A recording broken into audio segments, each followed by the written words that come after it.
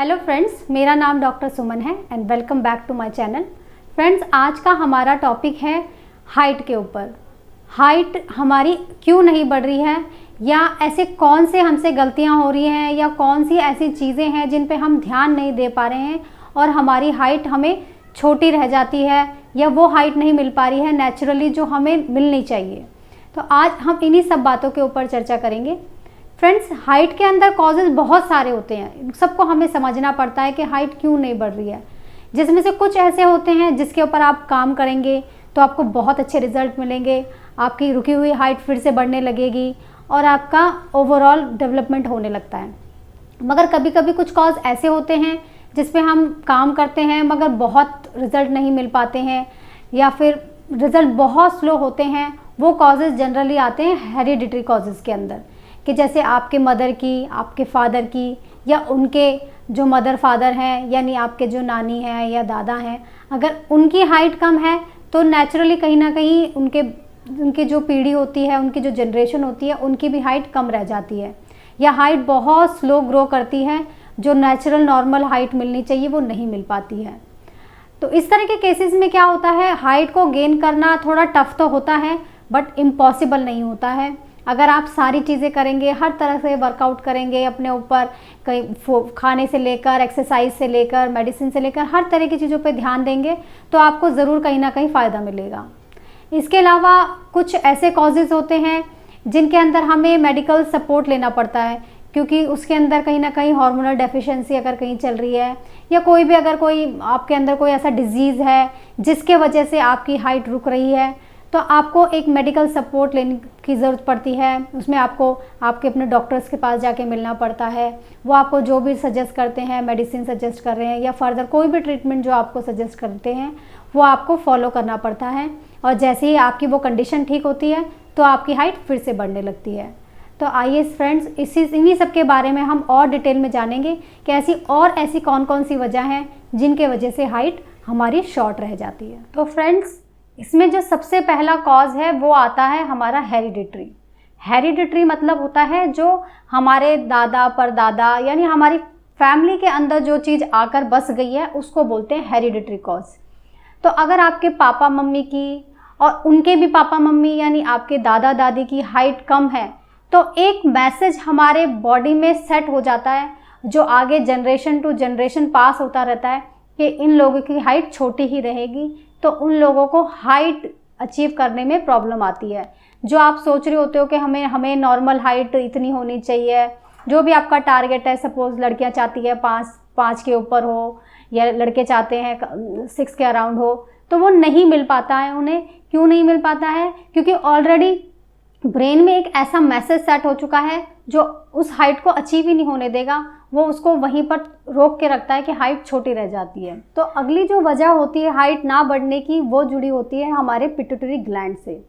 Pituitary gland, जैसे कि आजकल हम सब लोग ही जानते हैं कि कितना इम्पॉर्टेंट होता है हाइट को लंबा करने के लिए, आपको लंबी हाइट देने के लिए, क्योंकि इससे रिलेटेड जो हार्मोन जो इससे निकलते हैं वो सीधा बोन पे काम करते हैं। बोन को लंबा करने में उनका बहुत बड़ा रोल होता है।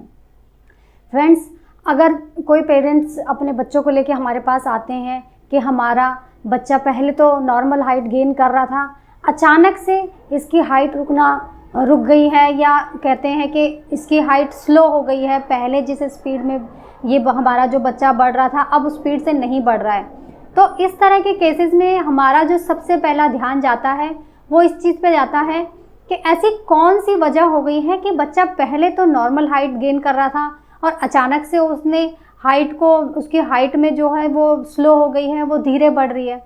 तो इसके अंदर सबसे पहले हम उन पेरेंट्स को पूछते हैं, क्या बच्चे को कभी कोई इंजरी तो नहीं हुई हेड से रिलेटेड, कोई ऐसी चोट लगी हो, कोई बड़ा एक्सीडेंट हुआ हो जिसके वजह से इसके सर में कोई चोट लगी हो? क्योंकि चोट लगने के वजह से पिट्यूटरी ग्लैंड का कहीं ना कहीं फंक्शन डिस्टर्ब हो सकता है और उसकी हाइट में, बच्चों की हाइट में, या जो भी लोगों को ये प्रॉब्लम आती है एक्सीडेंट के बाद हाइट ग्रो करने में, तो उन लोगों में इस तरह की फंक्शनिंग डिस्टर्ब देखी जाती है। दूसरा, इस तरह के केसेस में और हमारे दिमाग में जो क्वेश्चंस आते हैं वो ये आते हैं कि कहीं कोई बच्चे के ब्रेन में या पिट्यूटरी ग्लैंड में कोई ट्यूमर तो नहीं हुआ था, कोई ट्यूमर होने के वजह से भी जो ग्रोथ हार्मोन्स होते हैं या तो बहुत ज़्यादा निकलने लग जाते हैं या बहुत कम हो जाते हैं, और उससे भी बच्चों की हाइट में बहुत बड़ा फ़र्क पड़ता है। इसके अलावा और भी मेजर कॉज होते हैं जो अचानक से बच्चों की हाइट रोक देते हैं बढ़ने से, जैसे कि कोई दिमागी बुखार बच्चे को हुआ हो या ब्रेन में किसी तरह का कोई इन्फेक्शन हुआ हो। ये सारे वो कॉज हैं जो हमारा ध्यान लेके आते हैं पिट्यूटरी ग्लैंड की फंक्शनिंग पर कि ऐसी क्या वजह थी कि बच्चा अचानक से धीरे बढ़ने लगा है, पहले नॉर्मल हाइट थी और अब उसको वो हाइट नहीं मिल रही है। तो ये सारे कॉज तो हो गए हमारे पिट्यूटरी ग्लैंड से रिलेटेड। इसके अलावा जो अगला कॉज आता है वो आता है कि कहीं कोई आंतों से रिलेटेड बच्चे को कोई प्रॉब्लम तो नहीं हो रही है, कहीं उसकी आंतें ठीक से काम ना कर रही हो, कि जो खा पी रहा है उसको लग ना रहा हो, या विटामिन B12 की किसी तरह से कोई कमी ना हो रही हो बच्चे को। तो इसके अंदर बहुत बड़ा जो आजकल बच्चों के अंदर बहुत ज़्यादा देखा जाता है वो एक तो IBD बहुत ज़्यादा देखा जाता है। IBD का मतलब होता है इन्फ्लामेटरी बाउल डिजीज़। इसके अंदर क्या होता है कि बच्चे की जो आंतें होती हैं वो उनमें वो हर वक्त इरिटेटेड रहती हैं, उनमें स्वेलिंग, दर्द, क्रैम्प्स आता है, जो पेन, और बच्चों को मोशन से रिलेटेड प्रॉब्लम रहती हैं, जिसके वजह से उन बच्चों को हमेशा खाने पीने को लेकर कुछ ना कुछ प्रॉब्लम लगा रहता है, और बच्चा जो खाता है वो उसको लगता नहीं है, और बच्चा देखने में दुबला पतला लगेगा, उसकी हाइट नहीं बढ़ेगी, और इस तरह से बच्चे शॉर्ट हाइटेड रह जाते हैं। इसके अलावा एक आता है सिलिएक डिजीज़, वो भी आंतों से जुड़ी हुई डिजीज़ होती है। जो सिलिएक डिजीज़ होती है उसके अंदर ये बेसिकली एक तरह से ग्लूटेन एलर्जी होती है, वीट से एलर्जी होती है। उसमें भी बच्चे की आंतें जो होती हैं वो सेंसिटिव होती हैं और वो वीट को डाइजेस्ट नहीं कर पाती हैं, तो उनको हम मल्टीग्रेन जो आटा होता है उस तरह की एडवाइस देते हैं खाने के लिए। लेकिन इस तरह के डिजीज़ वाले बच्चे जनरली जो होते हैं वो शॉर्ट हाइटेड रह जाते हैं और उनको अपनी नॉर्मल हाइट अचीव करने में कहीं ना कहीं प्रॉब्लम रहती है। तो आइए अब जानते हैं दूसरे कॉजेज़ के बारे में जिनके वजह से हाइट छोटी रह जाती है। जैसे कि मैं अपने पहले भी वीडियो में बता चुकी हूँ कि खाना पीना कितना ज़रूरी है, और वो भी सही न्यूट्रिशन लेना कितना ज़रूरी है अगर आपको सही हाइट चाहिए तो। लेकिन क्या होता है, जब कई बार आप खा तो ठीक रहे होते हैं, अच्छा न्यूट्रिशन ले रहे होते हैं, सब चीज़ों का ध्यान रखते हैं, फिर भी हाइट नहीं बढ़ रही है, तो हमें समझना होता है कि बच्चे के साथ कोई और प्रॉब्लम तो नहीं चल रही है जिसकी वजह से उसकी हाइट नहीं बढ़ रही है। जैसे कि आंतों से रिलेटेड कोई इसको प्रॉब्लम तो नहीं है, क्योंकि आंतों का बहुत बड़ा रोल होता है हमारे न्यूट्रिशन को एब्जॉर्ब कराने में। जब हमारा जो भी खाना हम खाते हैं वो आंतों में जाके एब्जॉर्ब होता है और जाके ब्लड में मिल जाता है। ब्लड में मिलकर वो हमारी बॉडी में जहाँ जहाँ रिक्वायरमेंट होती है वहाँ वहाँ चला जाता है, और वहाँ के सेल्स और जो वहाँ के जो टिश्यूज़ होते हैं वो उसको यूज़ करके अपने वहाँ जो डैमेज होता है या जो भी उनकी रिक्वायरमेंट होती है उसको पूरा करते हैं। लेकिन अगर आंतें ही ठीक से काम नहीं कर रही हैं और तो आपका जो खाया हुआ है वो कैसे एब्जॉर्ब होगा, क्योंकि आंतों की फंक्शनिंग तो डिस्टर्ब है। तो इस तरह के केसेस में भी हाइट फिर छोटी रह जाती है। तो आंतों से रिलेटेड इसी तरह की एक डिजीज़ होती है IBD, इन्फ्लामेटरी बाउल डिजीज़। इसके अंदर क्या होता है, जो छोटी आंत होती है और बड़ी आंत होती है उसमें स्वेलिंग देखने को मिलती है। इसमें जब हम बच्चों को फिजिकल एग्जामिनेशन के लिए बुलाते हैं और उसके पेट को, उसके आंतों को हम जब छू के देखते हैं तो उसमें बच्चों को दर्द मिलता है। क्यों? क्योंकि वहाँ पे स्वेलिंग होती है और ये काफ़ी विजिबल स्वेलिंग होती है, क्लियर स्वेलिंग दिखती है बच्चों के पेट पर। तो स्वेलिंग की वजह से क्या होता है, उसकी आंतें डिस्टर्ब रहती हैं, उसके अंदर दर्द रहेगा, आंतें ठीक से काम नहीं करेगी, एब्जॉर्प्शन नहीं होगा खाने का, और अल्टीमेटली क्या होगा, उसकी हाइट कम रह जाएगी। इसी तरह से एक दूसरा डिजीज़ आता है जो कि होता है सिलिएक डिजीज़, जो कि ग्लूटेन एलर्जी जिसको हम कहते हैं। यह बहुत ही कॉमनली जो आजकल जाना जाता है जिसका नाम वो है वीट एलर्जी।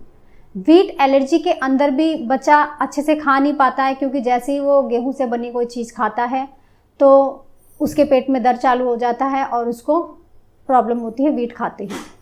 तो इस तरह के केस में फिर कहीं ना कहीं माइल न्यूट्रिशन होने लगता है बच्चों को और उनकी हाइट कम रह जाती है। तो इस तरह के जो वीट से एलर्जी वाले जो केसेस होते हैं उनको हम कहते हैं कि आप मल्टीग्रेन गेहूँ, मल्टीग्रेन आटा एक बनाइए और उसको खाइए ताकि आपको ज़्यादा प्रॉब्लम ना आए।